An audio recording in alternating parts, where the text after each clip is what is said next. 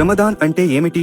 ఎందుకు ఉపవాసాలు ఉండాలి? రమదాన్ అనేది ఇస్లామిక్ క్యాలెండర్లోని 12 నెలలలో ఒకటి. ఇది ముస్లింలకు అత్యంత పవిత్రమైన నెలగా భావించబడుతుంది. రమదాన్ ప్రత్యేకత ఏమిటంటే ఈ నెలలో ఖురాన్ స్వర్గం నుండి భూమికి అవతరించబడింది. ఉపవాస ఎందుకు పాటించాలి అంటే ఇస్లాం యొక్క 5 మూల స్తంభాలలో ఒకటి రమదాన్లో ఉపవాసం పాటించడం. అల్లాహ్ ఖురాన్లో ఇలా తెలియజేశాడు: రమదాన్ నెల ఖురాన్ అవతరింపజేయబడిన నెల. అది మానవులందరికీ మార్గదర్శకం.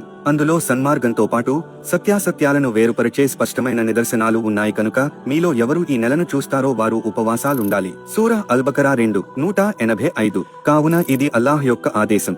ఈ రమదాన్ నెల యొక్క పవిత్రతకు మరో కారణం లైలతుల్ కదర్. ఇది 1000 నెలల అంటే 83 సంవత్సరాల 4 నెలల కంటే శ్రేష్టమైన రాత్రి. నిశ్చయంగా మేము ఖురాన్ను శ్రేష్టమైన రాత్రిలో అవతరింపజేశాము. ఆ రాత్రి 1000 నెలల కంటే మిన్నది. సూరా అల్-కదర్ 97:1-5. ఆ రాత్రి చేసే ప్రార్థనలు, ఉపవాసం, దానం వంటి పనులకు